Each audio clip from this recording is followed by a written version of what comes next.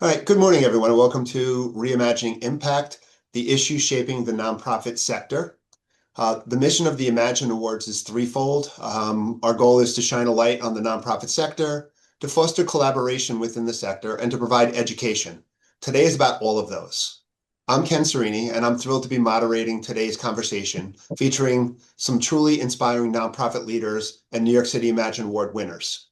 Before we dive in, a quick thank you to our sponsor, Webster Bank, for supporting this conversation and for the continued commitment to the nonprofit community. Webster Bank does so much for the nonprofit sector, and we really appreciate their involvement.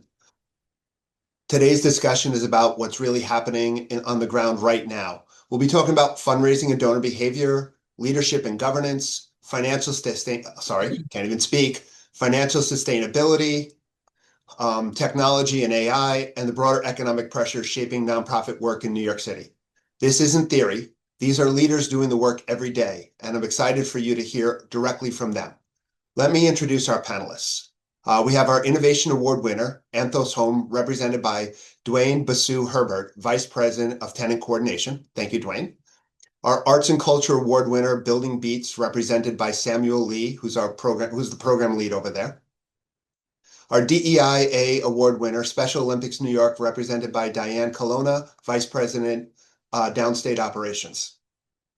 Unfortunately, Michael Royce, CEO of the New York Foundation for the Arts and our Leadership Excellence Award winner, and Liz Northcutt, Executive Director of City Living New York and our Rising Star Award winner, are both unable to join us today due to illness. We wish them well, and we will miss their perspective in the conversation. It seems like everybody is getting sick these days. It's been crazy with the weather, so unfortunately, they aren't able to make it today. So we'll do what we can, and we'll keep everybody involved. Again, if anybody has any questions as we're going through, please jump into the chat and add them. To start off, I'd love for maybe each of you guys to briefly introduce yourself, the organizations, and the communities you serve. So Diane, if you want to go first. Sure. Thank you so much. I really appreciate this opportunity and all that you do for the nonprofit community. Diane Colonna, I am Vice President of Downstate Operations at Special Olympics New York. I oversee the New York City and Long Island regions. We are a statewide organization, so our headquarters is based in Albany. And basically, we are an organization that provides sports training and competition for people with intellectual disabilities, starting at the age of 2 and going until they decide that their sports career ends. So we do have athletes well into their 70s. We're a 3-season sports organization, so we offer everything from, bocce to powerlifting to swimming to equestrian and everything in between. So if anybody here knows anybody interested in being a part of Special Olympics and being an athlete and they're not, please feel free to share my contact information and we'll get them in the sports world. Yeah, it's a great organization doing great things. So thank you, Diane. Dwayne, you want to jump in, talk about your organization, Anthos Home? Good morning, everybody. Thank you for this opportunity and for all that you guys do for the nonprofit sector. My name is Dwayne Bussue-Herbert. I am the Vice President of Tenant Coordination at Anthos Home. Anthos Home is a nonprofit that was founded in 2002 to help New Yorkers who have housing vouchers access the market. Basically, what we do is our main population is families who are connected to ACS and children that have aged out of foster care. And we pretty much provide wraparound housing services for them. So we start with intaking them into our program, and then we help link them to units in the community. And we do the entire housing packet paperwork, and we submit that to the city. And once the family or the youth has moved in, we provide 1 year of aftercare for both the tenant and the landlord to ensure that housing stability is acquired within that first year. And also during that 1 year of aftercare cycle, we also help them renew their subsidy so that they can continue to stay in the community and not recidivize and go back into shelter. And that's incredible and super important. So thank you for doing the work you're doing. And Samuel, you want to talk a little bit about Building Beats?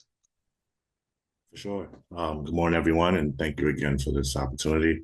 I'm Samuel Lee. I am the program lead here at Building Beats.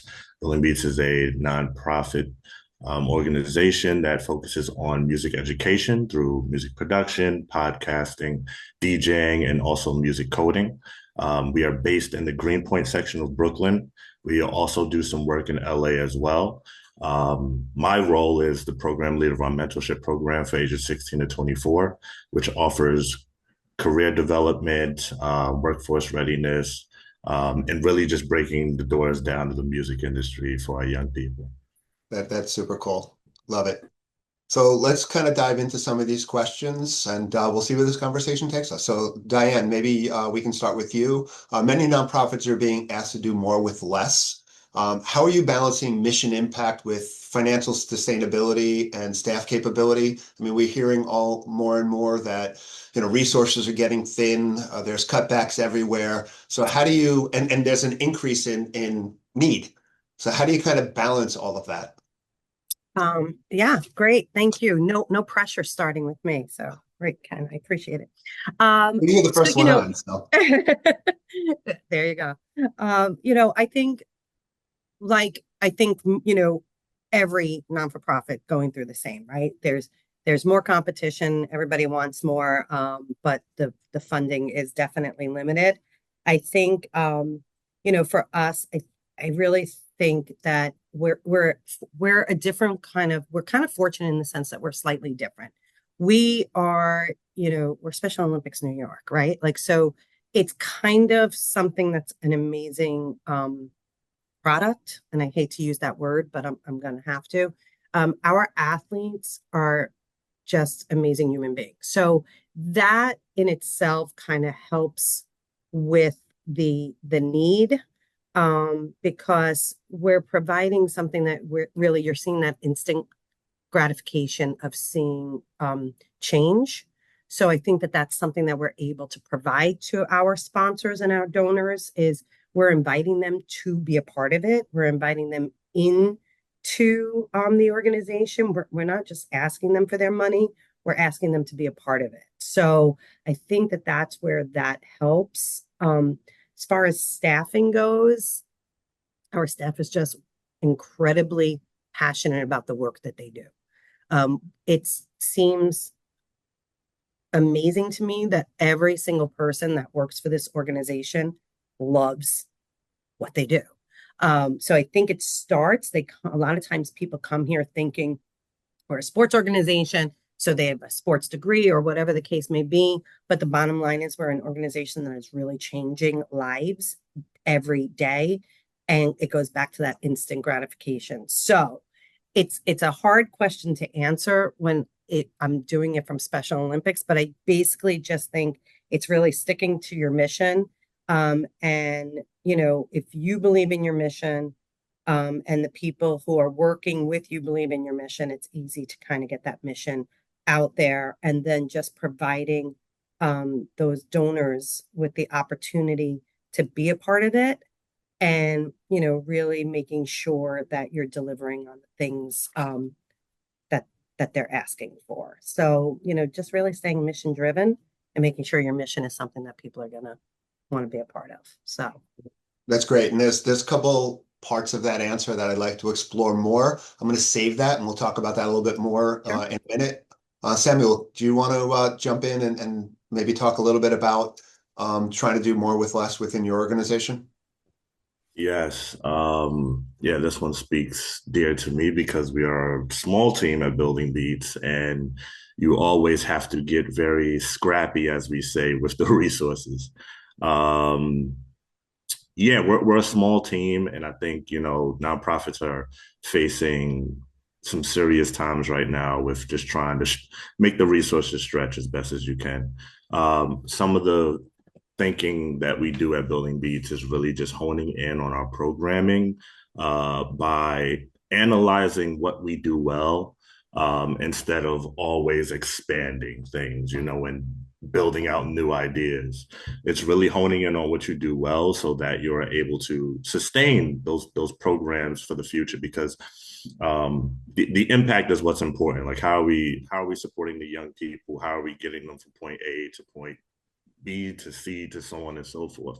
And that's what a lot of our funders care about, is what is the storyline from the students that join our program, and how are we supporting them throughout their journey through life? So a lot of the things that we're restructuring is analyzing the programs that we have and how can we be more connected with our stakeholders.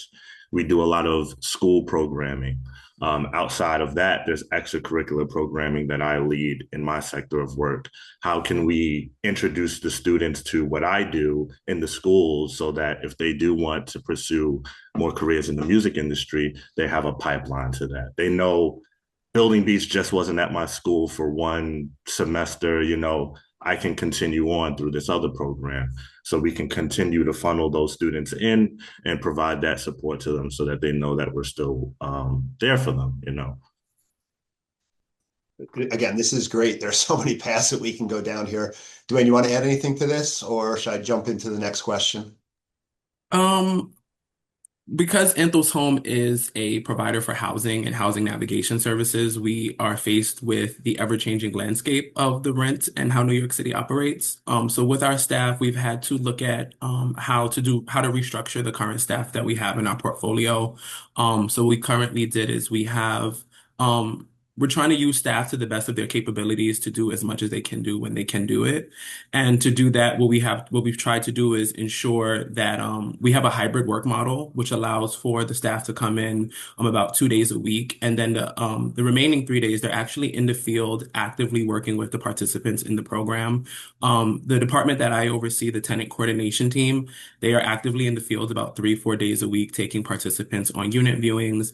And then we also have an aftercare team that is actively in the field all the time as well. And so it's really leveraging who we currently have in their field work with their hybrid work, and really helping them to understand how to use their time management skills to best be able to do their administrative work of entering like the data into the system, but also still having that in-person connection with the participants and meeting them where they're at to get them housed. Awesome. Okay, so we're going to go down so many different paths. So one of the things that Dwayne, you just mentioned, you talked about you're changing your approach to how you're dealing with staff. You're being more flexible with respect to staff in terms of giving them what they want in terms of work-life balance, the ability to work remotely and things like that. What other changes are you guys within your organizations taking with respect to staffing and working with your staff in order to create a more approachable staff? I mean, one of the things we're seeing out there in the nonprofit sector is, a greater push towards retooling leadership, flexibility within the work environment, changing some of the benefits that are being offered. What are you guys doing within your organizations? Does anybody want to kind of take that? Yeah, very similar to Dwayne's approach. Our team is hybrid as well. So we do have maybe like 1 or 2 days out of the week that are kind of like collaborative days that the team gets together to strategize and have like those higher level conversations. Outside of that, because there's so many tasks in a week, those remote days are really helpful in kind of just making sure that, your team isn't experiencing burnout and things of that nature. So we were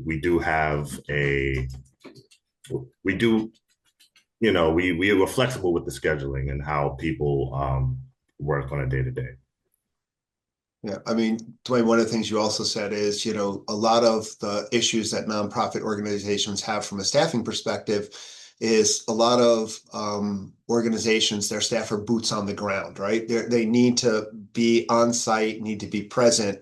So, again, an approach where maybe those boots on the ground days are limited. And Samuel, what you said about, having those mental health days to be able to get through maybe on, 1 or 2 days a week to work remotely and deal with more of those issues that are maybe not boots on the ground type issues that they can do behind the scenes. So, that's kind of an interesting way of looking at maybe some things that nonprofits can do. So, go ahead, Diane. Yeah, I think for us, because very similar, we are running competitions weekends, during the week. So it's kind like we're remote and we have hybrid, but we do, there's a lot. Like, so sometimes it's very hard to kind of have those remote days because you're literally doing the work. What we have tried to do is find time where we can extend holidays so that your colleagues and your peers are not working either, which I feel like is part of the you could take vacation or be off, but if your colleagues are still working, they're still kind of texting you and emailing you because so around certain holidays, like when it's a little more quiet, like 4th of July, um, the winter holidays, like Christmas and around that time of year, kind of extending and shutting down the office so that everybody's kind of closed. And we find that industry is a little quiet during that time anyway. Doing the Friday before like Memorial Day and those kind of things where you're forcing your staff to take the day instead of taking their own time and feeling like, all right, I'm taking vacation, but everybody else is still working, so you're bothering me. So kind of shutting it down and being like, all right, nobody's going to bother you because we're all off. Staying on staffing for a couple more minutes. Samuel, one of the things you mentioned, and you talked about the need for mental health and giving people the ability to kind of take a break and step back a little bit. That's one of the big issues we're seeing within the nonprofit sector. There's so much intensity and purpose to the work that's being performed in the sector that it can be overwhelming. Even on the fundraising side, where organizations now are increasing the number of fundraising events they're doing because in order to have that additional discretionary funds, they need to do something. What are you guys doing, if in terms of, more of that? I know, Samuel, you talked about, breaks and stuff, but what other things are you guys doing from a kind of a mental health or break perspective with respect to your staff in order to keep them from kind of being overwhelmed? Yeah, I think the first step is acknowledging it. So in the past, we've had meetings where staff could openly address burnout concerns or, just feeling overwhelmed in general. And those calls weren't just a, hey, here's a vent session, just say what's on your mind and we'll figure, hopefully there's a solution to this. There were actually strategies put in place and solutions to help the team kind of better navigate what is your burnout, because that was also a very important piece to address, because everyone's burnout was different. The stressors for everyone's job just looked very different across the board. So having those conversations to figure out what that looked like first, and then having a space where everyone can kind of share how they're feeling and what they're going through. And then the next steps from that was like putting a plan in action to where we could support those stressors. Like, are we doing too much? Do people need to adjust their meeting calendars because we're taking too many meetings? Are we, just trying to put too much on our plate right now? And if we are, how do we remedy that? So I think the most important thing that you can start with is having a conversation internally with your team and bringing everything to the forefront, which can be hard for some spaces if you don't feel supported. So I'm appreciative at Building Beats that we do have that transparency and we have those conversations. I think that's so important. I don't think enough organizations are doing that or thinking about that, yet it is a common concern that's now happening, not just in the nonprofit sector, but importantly in the nonprofit sector, where you guys are in the trenches, changing lives, making differences, and you're seeing so much that again, it's important to be able to back away sometimes. So anybody else want to touch on that before I move on to another topic? At Anthos, what we've tried to do is we try to do early release the day before a major holiday. So like before the Thanksgiving, 4th of July, Christmas. We've also, what we try to do during the slower periods of the month of December, we do either, staff have the option to do a full remote week for either the week of Christmas or the week of New Year's. And then we alternate based off of who's going to be in office and who's not going to be in office. So that way staff are able to stay home and kind of figure out what holiday they want to use and spend time with their friends and family. And the people who are in the office were able to still provide the services to our participants that are needed. We also have a culture committee that is it makes up of different staff of each of our different departments. And pretty much what they do is they are the living beat of Anthos for our culture. And so what they do is they send out surveys every so often, every few quarters, just to take a sense of like how the staff are feeling. Do people want more events? Do people want to do after work events? So recently our culture committee is looking at doing some once the weather gets nicer, looking at doing some like group activities like a walking club, maybe a movie club. We recently just started our first book club that everyone's a part of. So just looking at different ways how we can still come together and be a community, but also, everyone can kind of de-stress a little bit and breathe.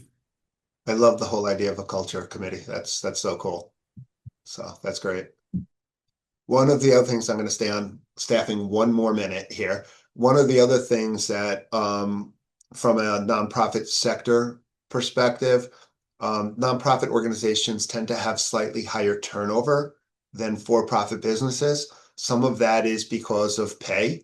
Unfortunately, nonprofits don't always have the ability to pay as much as other organizations. Part of it, though, is also communication in terms of communicating effectively with staff to really understand or to explain what growth opportunities are within organizations. Can anybody talk a little bit about what you guys are doing from a communication perspective to try to let staff know what opportunities are available to them? Diane? Yeah, we are really, really blessed, and our turnover is not, we don't have a lot of turnover. And I think part of that is because we really, several years ago, we did have like a little exodus. And I think we learned from that. And I think it was the communication, 100%. So I think now, I think all the positive things that we've been talking about, but plus, it really is a very open dialogue because I do think because we are not-for-profit, we are together a lot. We really do work hard, but we also try to do a lot of really fun things with the staff. So I think that they feel comfortable. They know that I have an open door policy, so they could talk to me the way that they would talk to one of their peers and, share their feelings.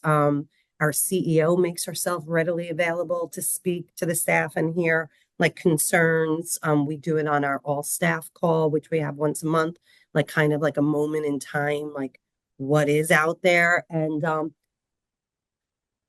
I don't know back, when I started my career, I probably wouldn't have been as open to share as, some people are now, but that's the culture. And I think it's great that people are feeling more comfortable to share with their leadership, their concerns. And then the key is that the leadership is actually listening and making those changes. And sometimes it's things that cannot be changed, like we just recently went over our employee handbook and kind of went over it based off of things changed based off of things that the staff was talking about. And again, some of it can't be changed, like they wanted definitely a little more compensation for certain things or things that were unrealistic, but where there was opportunity to really make change, we made the change. So they know that they were heard, they had an input in it. And I think that that's important, like knowing that leadership is hearing what you have to say. Yeah, I agree. Anybody else want to touch on before we move to a completely different topic and take us completely off staffing? Yeah, I can add a little bit more to the conversation. For staffing, Anthos started in 2022 and we rapidly have grown since then. And so we've had a lot of staff come into the picture. And so what we recently did in the past year is we did a restructure of the organization to kind of streamline departments a little bit better and to also condense some of our services. So with that process, it was communicated to the staff that like we were going to do an entire org shift. And what our CEO did is she opened up the floor to the staff before we did the shift to kind of get their feedback, hear how they would feel, how the impact would affect them. And it was very helpful for her to hear how that would affect them as well. We also have we use Slack as our little internal communications between our teams. And so we every 2 weeks we send out a blast for our virtual suggestion box. And so staff are able to anonymously put in suggestions that they would like to see, events they'd like to go to, any initiatives that they think would be helpful. And then those are then disseminated to myself and the rest of the executive team, and we go over that in our executive team meeting. And then we respond to the staff based off of the concerns or whatever their suggestions that they have.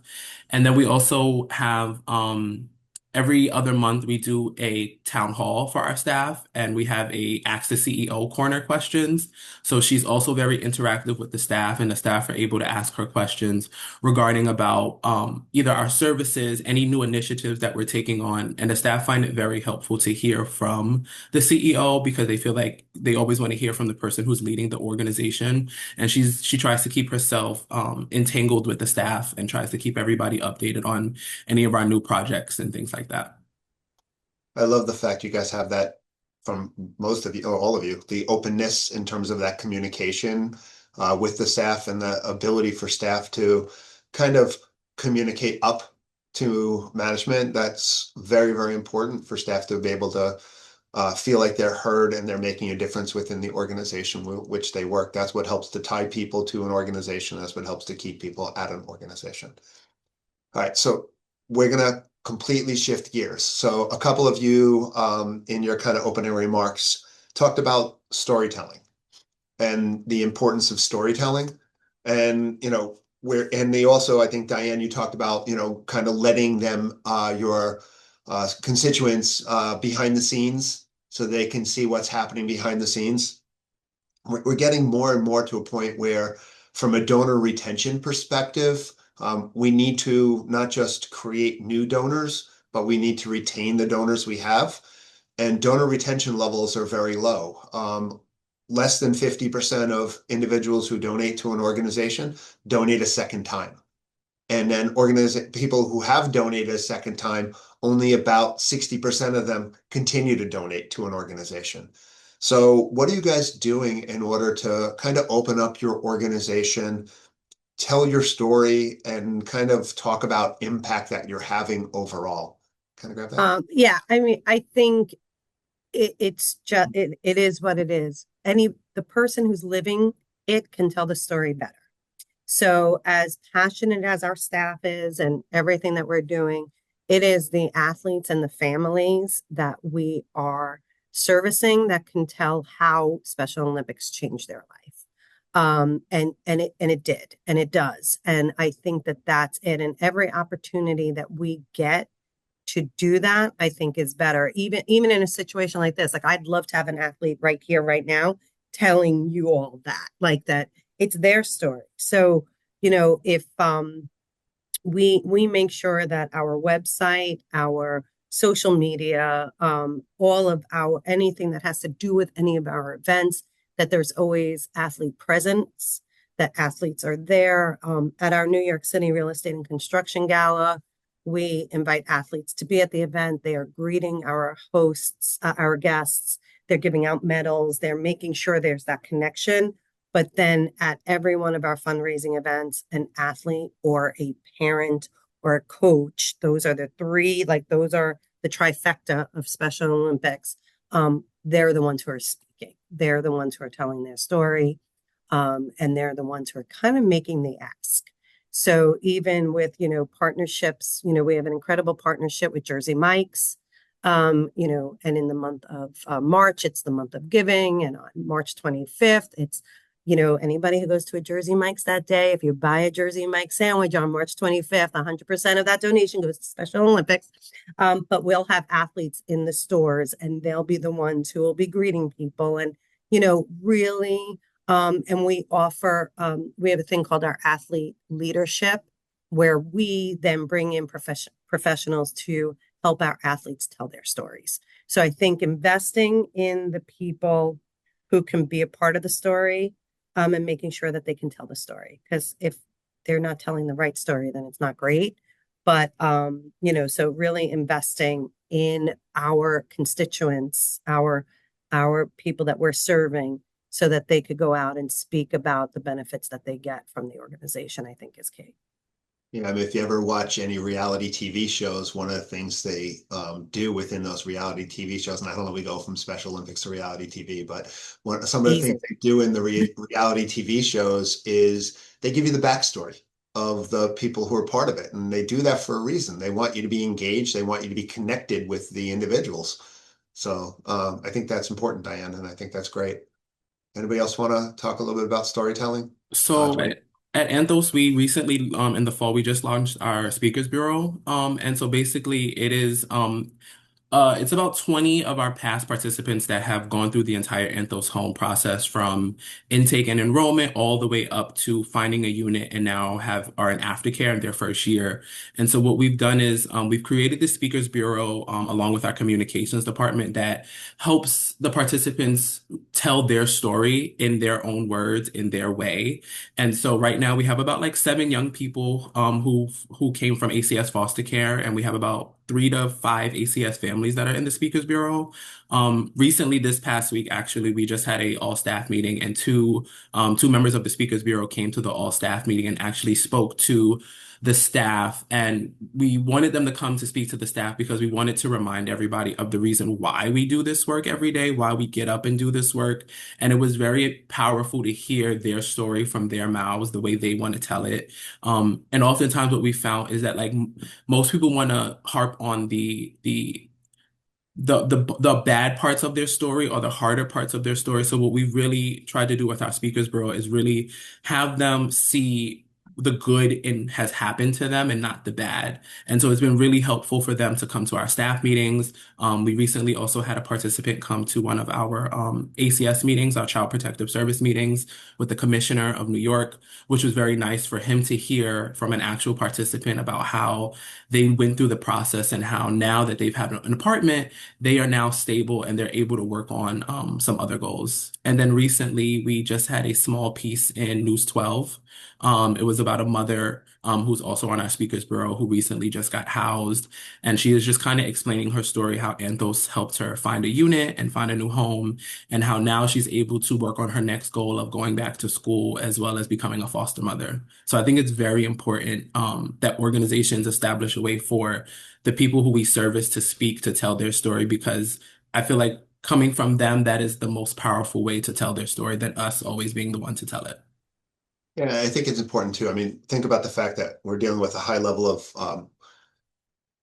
kind of changes in policy that are happening at the governmental level. You've got government cutbacks and stuff. So it's really important for the government to understand and for our funders to understand where their money is going, the impact that their money is having, and why it's important for them to continue to fund programs like yours.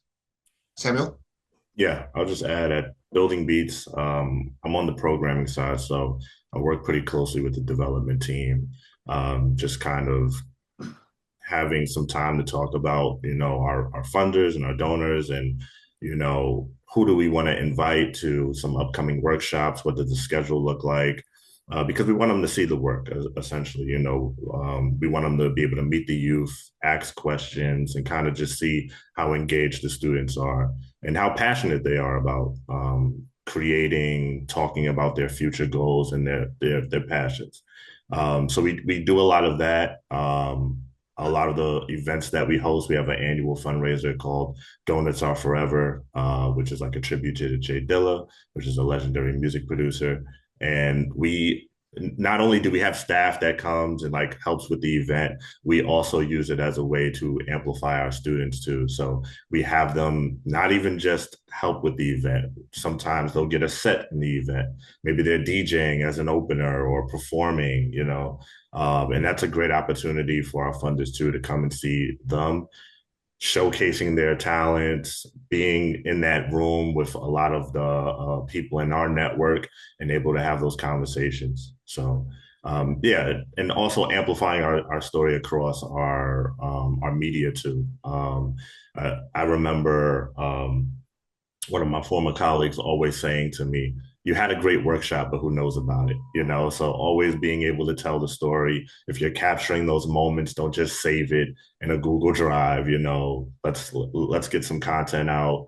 Let's also add it to our annual reports and our newsletters and really just get the message out there about what we're doing with the young people. So, you know, I think streamlining the message, inviting the donors and the funders to events and workshops so they can see the work.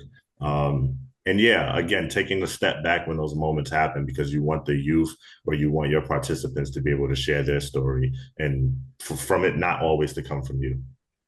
Yeah, and I think it's important to kind of pull back the curtain and let your donors and constituents see what's going on behind the scenes within the organization.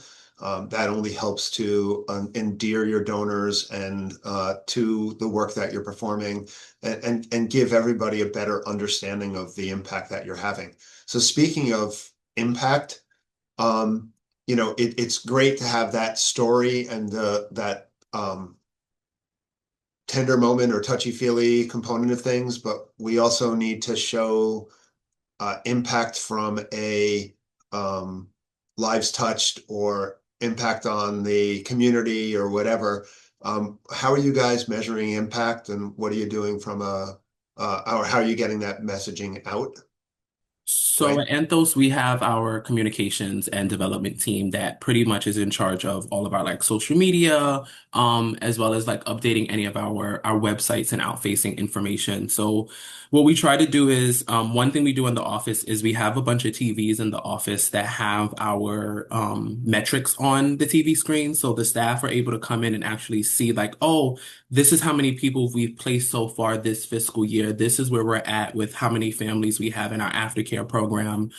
This is how many housing packages we currently have in the pipeline. So when the team comes into the office, they're able to actually see in real time the impact of their work that they're having on the participants in real life. And then what we try to do is when we meet with our funders and our other partners, we try to update them on the number of families that we place. So recently we've hit 1,000 moves of families, of ACS involved families and ACS youth. So we try to always encourage that message out that, you know, the process is working, it's there. It's just how do you message it to people in the right way so that way the channels can ensure that it's being heard. Yeah, it's great that you're capturing that type of information. I think the biggest challenge that nonprofits have is not having those effective tracking systems. So again, the fact that you have those tracking systems that you can grab that information and be able to add that to your story. Again, we're hearing more and more or seeing more and more where, you know, storytelling is kind of a combined a combination of the, you know, the story of the people you're serving so they get that one-on-one kind of experience, and also the overall impact you're having as an organization so that you can really reach donors across multiple levels. So again, I think that's super important. Yeah, just adding to the conversation, at Building Meats, we're using platforms like Airtable to really track a lot of our data. So we have data across several years, and we're actually in a data cleanup phase right now because we're trying to identify what are the important metrics that we want to be telling throughout the year. We do a strategic plan meeting normally around May, around the springtime leading into our next fiscal year, just so we can kind of all hone in across departments on what do we want to track, what are important metrics that can help shape and tell our story.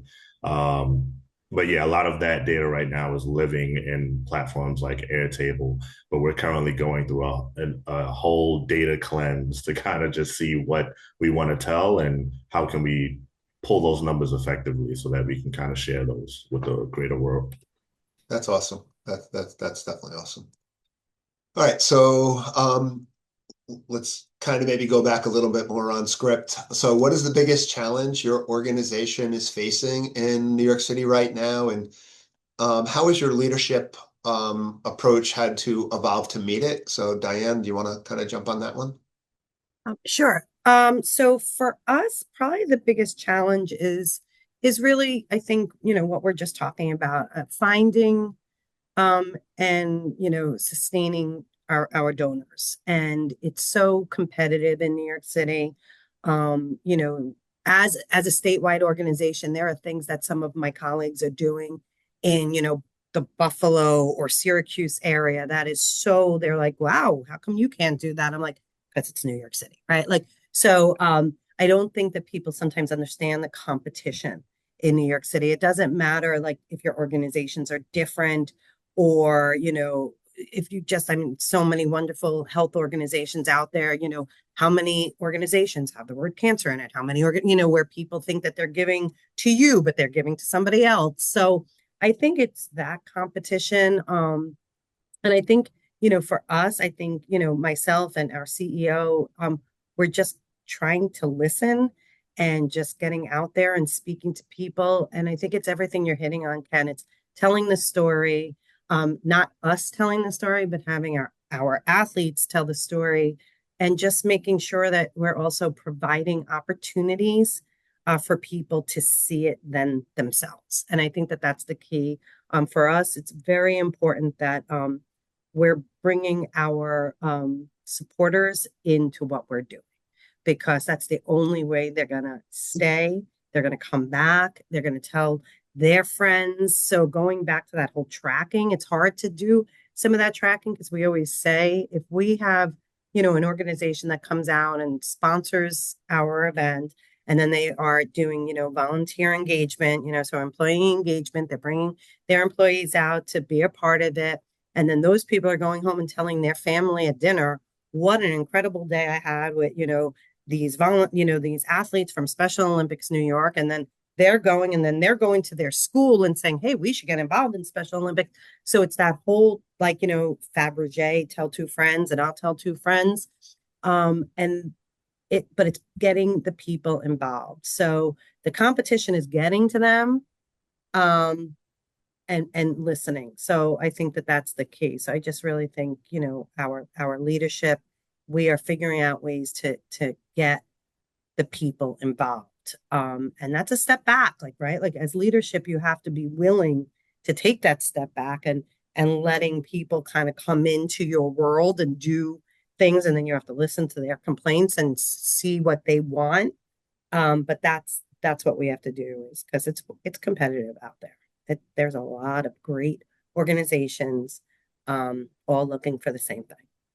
I mean, there's three of them right here on the call today. So absolutely. Yeah. Anybody else want to talk about some of the challenges they're kind of grappling with right now and what's happened? The biggest challenge we're facing right now is the New York City housing market. It's extremely, extremely competitive, and it's even more competitive when you have a housing voucher. And with that comes a lot of some landlords, you know, discriminate against people who have vouchers because they're either coming from shelter or they don't want to go through the very hard inspection process. So what we've tried to do at Anthos Home to kind of like combat that is we have access to like flex funds that we use. And so we're able to use those flex funds to actually place a unit on hold with a landlord. And basically they get into a contract signed with us for about 3 months where that unit is exclusively on hold only for Anthos Home participants only. So that when Anthos Home participants are going to these units, the only person they're really competing with is other Anthos Home clients. And what we found from that process is that we're able to then use those funds further to then say, let's say the unit needs some repair work, say there needs to be a paint job, say there needs to be new flooring. We're able to also dip into that flex pool fund and actually pay to have that unit fixed and be repaired and up to code, which landlords love because it takes away the burden from them having to bring the unit back up to code. And then thus that helps us create stronger relationships with landlords who are then willing to offer Anthos Home more units to put online that we're able to then have our participants go live in. And recently we just partnered with a new property provider where we're going to basically they're going to give us a whole entire building to kind of fill up. And so we're looking at all of our participants across our portfolio.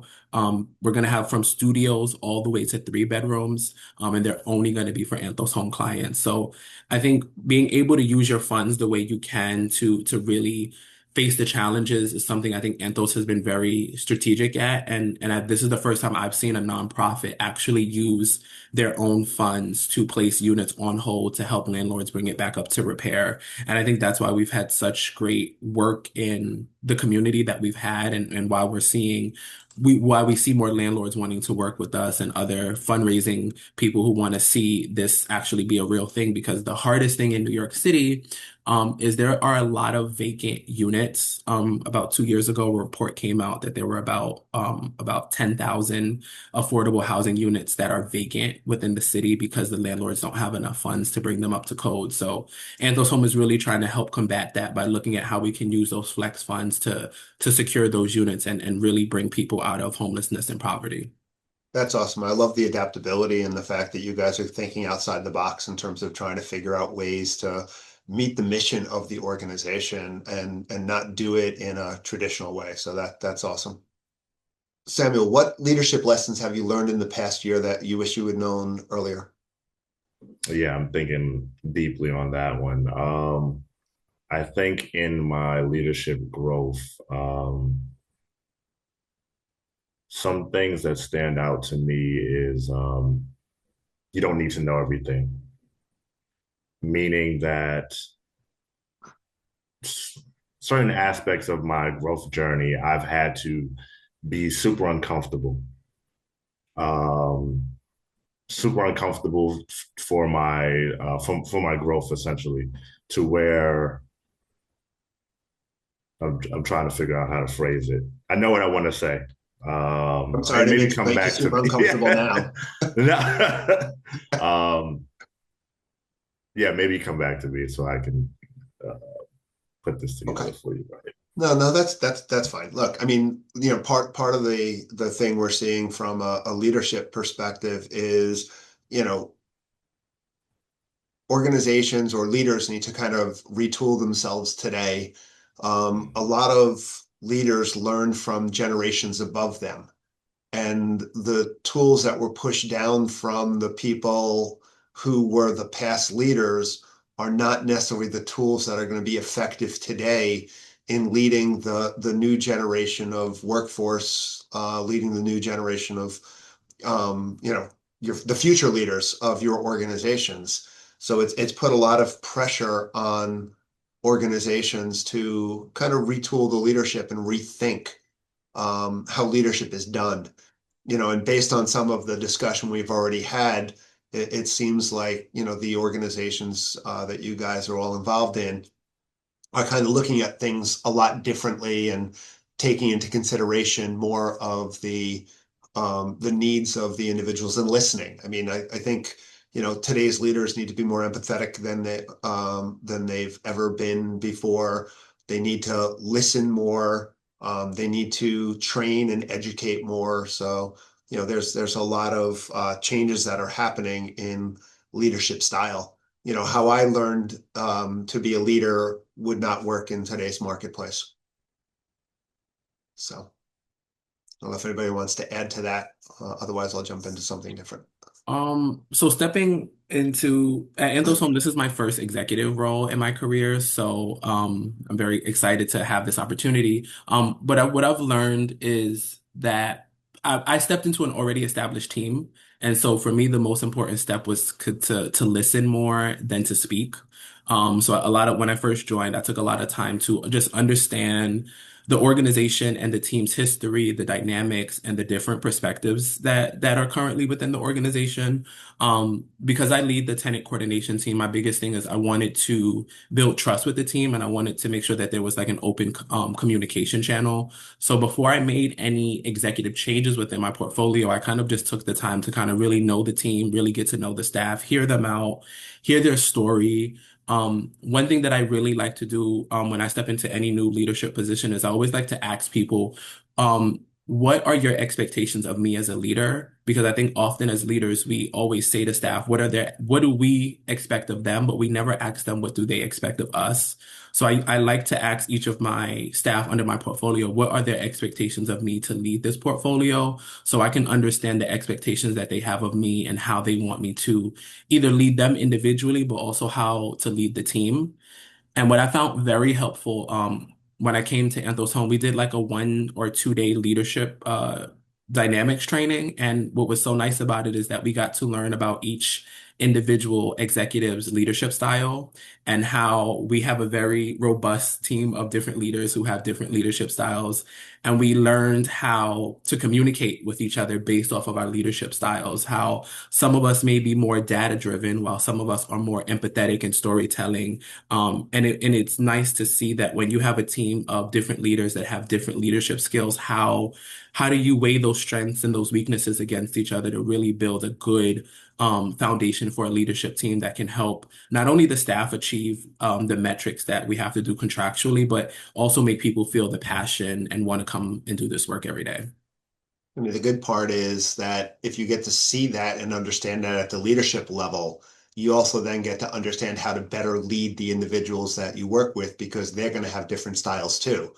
And you need to mold yourself to them more than they need to mold themselves to you as a leader. So cool. Diane, you mentioned something before, and I'm going to kind of go back to it. You mentioned before the fact that as an organization, you need to be able to differentiate yourself from other organizations that are out there, that the marketplace has become completely or very competitive. So what I'd like to throw out to anybody in the group who wants to, what are you guys doing to try to differentiate your organization, to create that ability for people to see you maybe differently, so that you're going to be able to attract the dollars, attract the press, attract the whatever? Yeah, I think for us, it goes back to a lot of what we're talking about. It's, sharing the story and not be afraid to share it.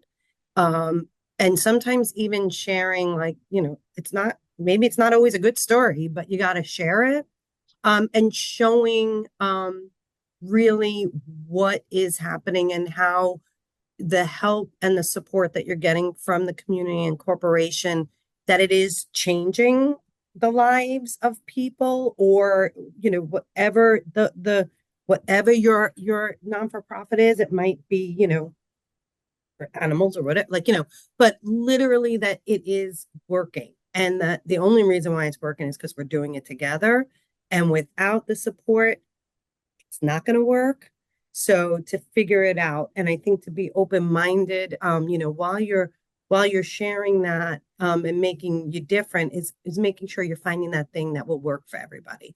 And that's the key. Like where an organization like Best Buddies is very similar, or any kind of like the Youth Challenger League is very similar to Special Olympics. But what makes us different is, and then we'll share these points, not saying that the other organizations are not good, right? Like, so we always want to be able to collaborate and validate every other organization, because everybody who's out there who's trying to do something in the nonprofit world is doing great work.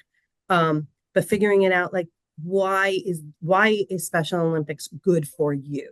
Not why are these organizations not good for you? Why are we good for you? And I think that is what it is don't poo-poo anybody else, but really just take the good that you're doing and share it. And that is what makes you different, because every organization is different.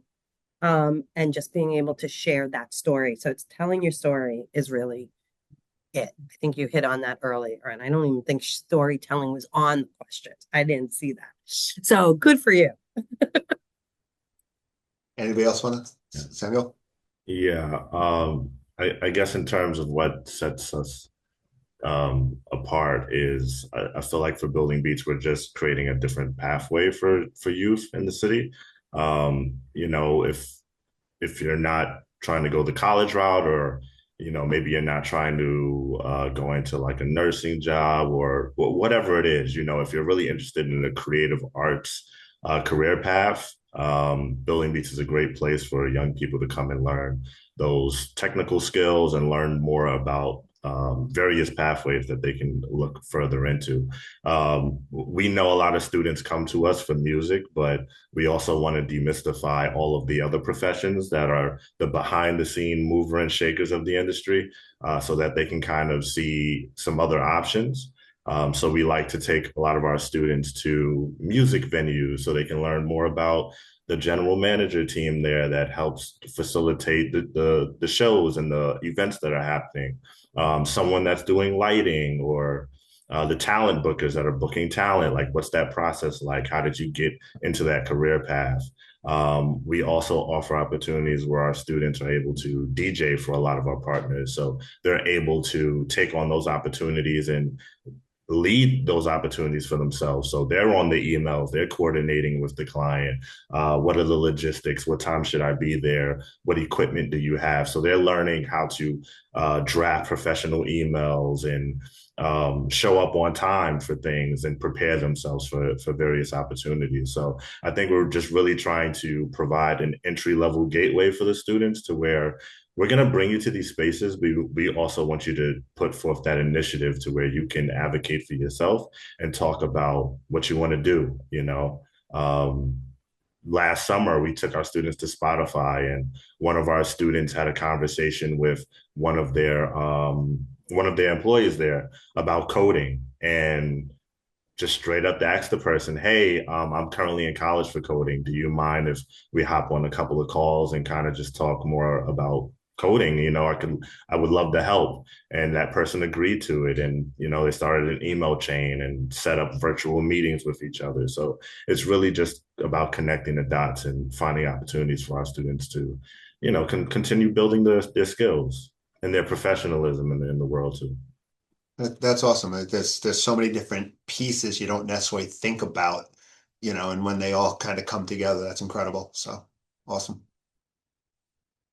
I mean, one of the things also, Diane, you mentioned, you talked about kind of listening in terms of your donors and stuff. And one of the things that we're seeing more and more also is that it's important to really understand your donor. It's important to really understand what your donors are looking for and what they're looking for within your organization. Not every donor has the same reason for giving to your organization, and different donors are giving for different reasons. So let's kind of look ahead a little bit. All right. I mean, we're coming into 2026, right? And we have a kind of a interesting year ahead of us, with the economy the way it looks, inflation, and challenges with respect to, we talked about earlier, the higher or increase in demand and everything. So looking ahead, what gives you hope? I guess let's look at it. What gives you hope, and also what keeps you up at night about the future of the nonprofit sector? So Dwayne, you want to start with that one? Um, what gives me hope, I think, is the resilience and just the deep commitment of just the human service and nonprofit professionals who show up to do this work every day. I think over the past few years, we've seen, communities across, New York City and all of the cities in our country, really come together and fight injustice and show that like we actually have empathy and sympathy for one another and that we really do care. And I think across the country, people have come together in many ways to show this current federal government that like we are a resistance. We're not going to sit here and let you take away food assistance and housing assistance. We're not going to let you marginalize communities further. We're not going to let you have police brutality. And I think what's great is seeing how a lot of these nonprofits have come together and have built coalitions with one another. A lot of grassroots work is being done. I'm seeing a lot of nonprofits really partner and leverage what each others can do. If one provider can get housing, I've seen other providers work together so they can help the participants get employment and furniture and food. So I think what really gives me hope is just that as we continue into this new year, I would love to see all of our providers across the sector continue to have that coalition, continue to have each other's back in these fights. And what keeps me up at night is I think living in New York City and um, providing housing is just the rising cost of housing every day, of just the basic needs of living. And it doesn't matter if a person is employed or if they're receiving public assistance. Everyone is almost living paycheck to paycheck, which isn't a sustainable way of living at all. And hopefully with this new mayor, we can look at some other ways of how to use a lot of vacant spaces that we have in New York City to revitalize housing. I think housing has often been looked at as one way, but I think now that we have all these different technologies and we can change building codes now, we can actually change the foundation. So I think as we walk into this new year, really looking at and reimagining how we can really make housing sustainable and livable for people across the nation. Yeah, and what adds to it, you talked about, the rising cost of housing, but you also have the rising cost of food, the rising cost of healthcare, and you get to a point where, you've got too many pressures on limited budgets, and where does that, what gives in Hmm. essence? Yeah, it makes it tougher. Samuel, you want to kind of jump in and talk a little bit about what you're hopeful about and what gives you angst? Yeah, sure. I think what gives me hope, we currently have a new executive director. So with that comes new energy in the room. And she's had a lot of great meetings across the team in terms of strategizing and what we can do to like streamline our process. That so that we can tell the story that we need to tell. So I think with that, that gives me a lot of hope. Just hearing her vision on a lot of the youth programming that we offer. Also building capacity for the team too, which I think is, tends to be a stressor. It, seeing the value in our current staff and like wanting to grow out roles and wanting to bring more support for us to be able to do the work that we do.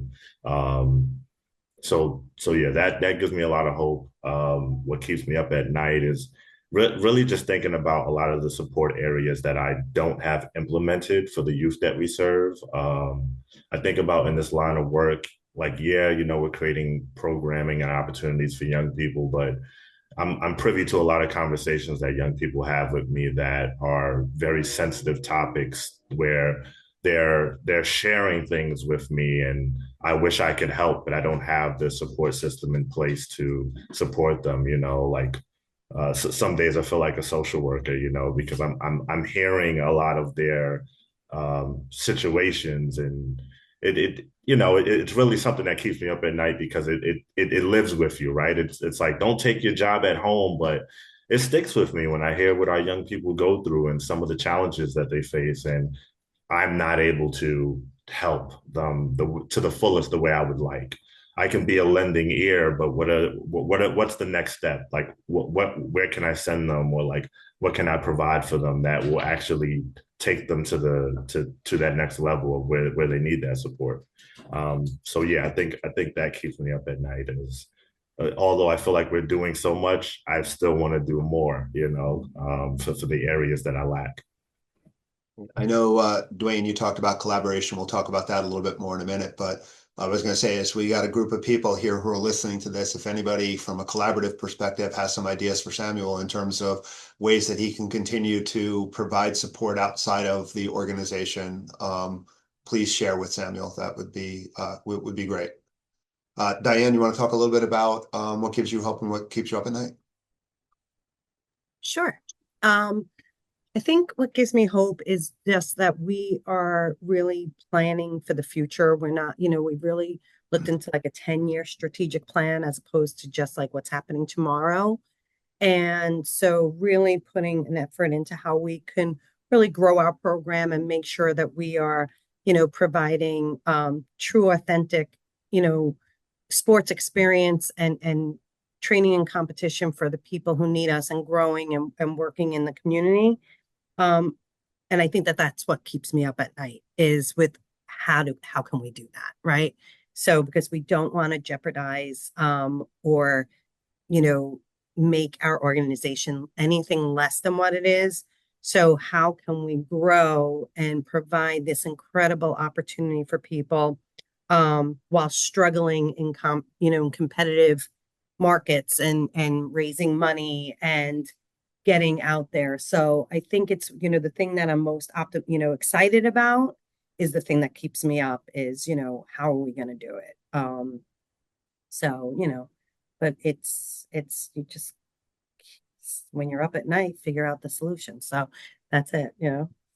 And one of the things, I mean, you talked about planning and strategic thinking and everything. I mean, it's so important for the nonprofit sector today. I mean, we're coming off a period of time with COVID, the economy, and all this stuff where we had to be very reactionary in terms of how we thought, and we had to be dynamic and fluid in the process. And now we have to get back to that strategic thought process that that kind of we got away from a little bit.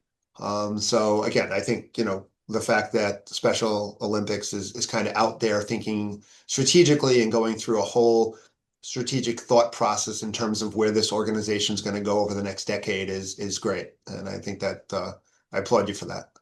Thank you. And it is true because, I was going to say, because of COVID, we did lose a lot of our, contacts, like with agencies, like where, a lot of our athletes, our constituents are either living in group homes or, being a part of day program. And a lot of those agencies, unfortunately, because of COVID, really lost a lot of momentum, staffing. There was a while there where people didn't want to go back into work, and those are jobs where you have to be there. So after working remote, a lot of people were like, I don't want to go back into an office. So I saw those agencies really struggle, and I'm really happy to say that we are currently, like, they're coming back stronger, which is great. And so I'm seeing like that pre-COVID where we're getting back into those agencies because, the special needs population, intellectually disabled people really suffered during COVID and right after. And that's why, Special Olympics was a good resource, but we can only be as good a resource as the partners were with us. And, there's only so much that we could do if we weren't able to do it because they weren't functioning right, or up to speed or, at full capacity. Yeah, I mean, there's a whole socialization aspect of things that is important. Yeah. 100%.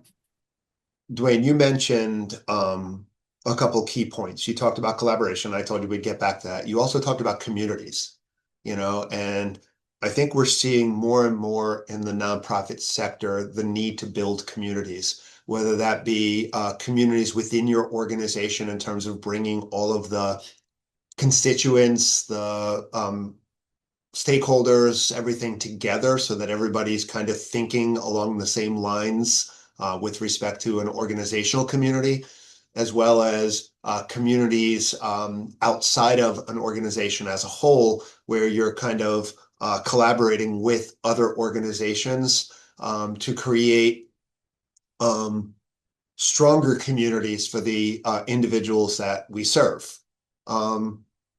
Does anybody want to talk a little bit about what you guys are doing? And I know, Dwayne and Samuel, you kind of touched a little on that, but does anybody want to talk a little bit more about what you guys are doing in terms of trying to build those communities, both on a internal perspective as well as on an external perspective? Samuel, thank you. Yeah, sure. Internally, because I'm leading a lot of youth programming, we've built this culture with our youth that we just wanted them to stay more connected, just outside of the work and the workshops that we host. We wanted them to be able to have a place where they could connect. Going back to like the pandemic days, the program initially started in person, and then we had to like shift gears when the pandemic happened, of course. During that time, because all of the youth were on virtually, we used that time to just build a stronger rapport with them. So we would host weekly meetings and time for them to just, have time out of their day to vent. We would have some learning workshops, but we also have opportunities for them to come and just chat about their week because, there was so much going on in the world. We didn't want to be another stressor for them. So we just gave them space to be able to share what was on their mind. And I remember during those times leading into, I want to say the summer of 2020 or the summer of 2021, I like hosted like a meetup for the first time in person for the students when the world was like, hey, you can come back in person. And we went to Central Park. We just went to Central Park for the students to actually be able to meet each other in person, have conversations, get to know each other. And many of them still talk about that day till presently, you know. So I think about just really honing in on the communities that we're building. I start with youth led, you know. It's not something that I always need to set up. I want the youth to be able to connect with each other and kind of build their own community or sub communities within it. So we currently have that, you know. We have like a Discord server where the students are always chatting and sharing what they have going on. And one of our students is like, hey, I have this event I'm hosting. I'm looking for 2 performers. You know, students can comment on that, or they're talking about their birthday parties in there. And it's really things that hold the attention outside of the workshop. So that's why I'm proud of it, that it's a place where students can just collaborate, engage with their friends, and set up things on their own, you know. Externally, with our partners, I think it's really just collaborating with those spaces where, um, you know, kind of like in cultural institutions like museums. We like to bring a lot of our groups there for like their teen nights so that they can meet other youth. And then those youth are able to meet our students and learn more about what they're doing. Um, yeah, I think it's a mixture, you know, for the partners.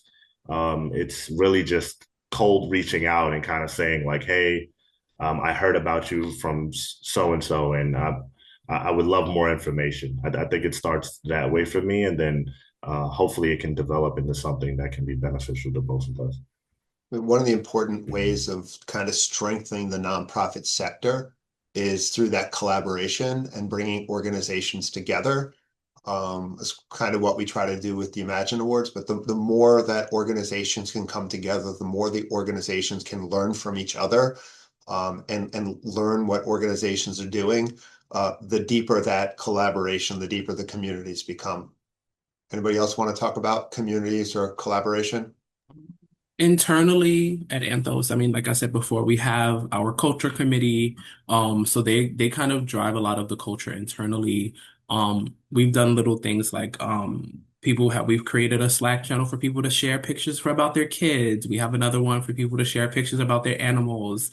We did a Halloween contest, so people got to submit their Halloween costume and could win a gift card. We have a program strategy committee that kind of looks at like our services as a whole, how we can increase our services, where do we need to make changes in our services. That the program strategy committee, they help lead the changing of our consent form process, because we're incorporating some AI into things like that. So the program strategy committee and the AI council, we also have an AI council, they work together to kind of revamp our consent form, because we're going to be stepping into using AI a little bit into the housing process. Basically, we're going to be using a system called Laserfish that is going to be able to look at a document and let us know if there are any errors in that housing packet before we submit it to the city, to kind of hopefully show the city that there is a way that we can expedite some of these housing packages and not have people sit in shelter for 6 months to a year. Um, Externally, our biggest partner is the Administration for Children's Services. And so we've leveraged them to kind of help us branch out into the shelter sectors. So they've helped us make connections with other nonprofit providers. And currently, right now, we have a MOU with about 2 or 3 shelter providers that exclusively are for family shelters, and they will exclusively refer those families to Anthos Home, and will help provide housing navigations to those families. That's great. That's great. Diane, anything else you want to add there? I just think that, so for Special Olympics, we are such a community-run organization. Everything we rely on volunteers, because all of our coaches are volunteers. And so we really do try to work very closely with community organizations to bring Special Olympics into the community. So like right now, we're focusing on building our community training clubs because we're very successful in the schools, and making sure that Special Olympics is happening in New York City public schools and private schools alike, but working in the communities. So we are currently working with NYCHA and trying to bring Special Olympics into the housing areas so that this way it's something that could be a part of that housing group. Like, so it could be like, hey, we have this, Special Olympics, so forth and so on. Because we're an organization that provides opportunities. So we want to make sure that we're giving those opportunities in areas that really maybe are not getting it otherwise. So really focusing on community groups to get in there and work with them so that we could offer our services. Awesome. So I know I threw a lot of curveballs at you guys, and I'm sorry for that. You guys did awesome. So basically, as we start to wrap this up, maybe if each of you guys can share one key takeaway, what is the one thing nonprofit leaders listening today should take away from this conversation? So Dwayne, if we can start with you. Don't be afraid of change. I would say what we're currently facing and currently what we're dealing with, I think a lot of ideas that we have to think outside the box because we're facing, especially when it comes to housing and income determination and just overall, we can't use the same playbook that we've been using these past 2 years. We have to really leverage all of our communities. We have to leverage our young leaders, our middle-aged leaders, our older leaders. We need to really leverage everybody on the team to kind of think outside the box because the ideas have to be cross-generational because we're dealing with issues that most generations will probably never see or probably have never seen. And we really need to be able to work with one another and use each other's strengths and weaknesses to really continue to push forward as a country and as providers. Great. Samuel? Unlearning has been a strong theme for me coming out of the previous year. So I would say having a mindset that allows you to pivot during these times is going to be very strong. Always taking care of your mental health is super important as well. I think as we analyze all of the changes going on in the world, it can take a toll on you, especially if you're, sleep, eat, and drinking, all that is happening. It can take a toll on you. So kind of think about your mental wellness during this time as well, so that you can show up the best way for your constituents. Yeah, that would be a major takeaway for myself. Awesome. And Diane? Yes. So I agree. With Dwayne and Samuel, I also think I'm going to put a little spin on it and say change. We have to be willing to change, but I also think that people have to understand that sometimes there are things that work and we shouldn't change that either just because, that's what technology says or so forth. Sometimes like a good old fashioned phone call is the way to go. So I think as much as, somebody from my generation has to be willing to hear, from, the newer generation, I think that it goes both ways and we have to be willing to find that mix of what works. So I think, there's that old saying of like everything comes full circle. It comes full circle. It's going to change along the way. But, the ask, the bottom line is that, we all want support. We need funding. We need volunteers. We need, all those things. So the ask is always like, it's going to be the same. It's how you do it. Might be a little different, but we're still doing that same thing that we're doing for years and years. So I think just remembering we don't have to always change it drastically. Change is good. But if things not broken, stick with it too. Don't change it just because somebody's telling you to change it. Yeah, I think change has to be thoughtful. Yes.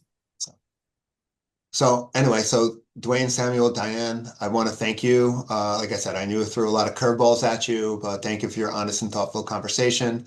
This is exactly why the Imagine Awards exist, to elevate leadership, innovation, and impact across our sector. Before we sign off, I want to remind everyone that applications for the 6th Annual New York City Imagine Awards are officially open. If you are an organization, is doing incredible work, I strongly encourage you to apply. You can learn more and submit your application at nycimagineawards.org. Thanks again to our panelists, to Webster's Bank for sponsoring today's webinar, and to everyone who joined us. We appreciate the work that you do every day to strengthen our communities. So thank you, everyone, and we appreciate all of you. And you guys did amazing. So thanks. Thank you. Thank you.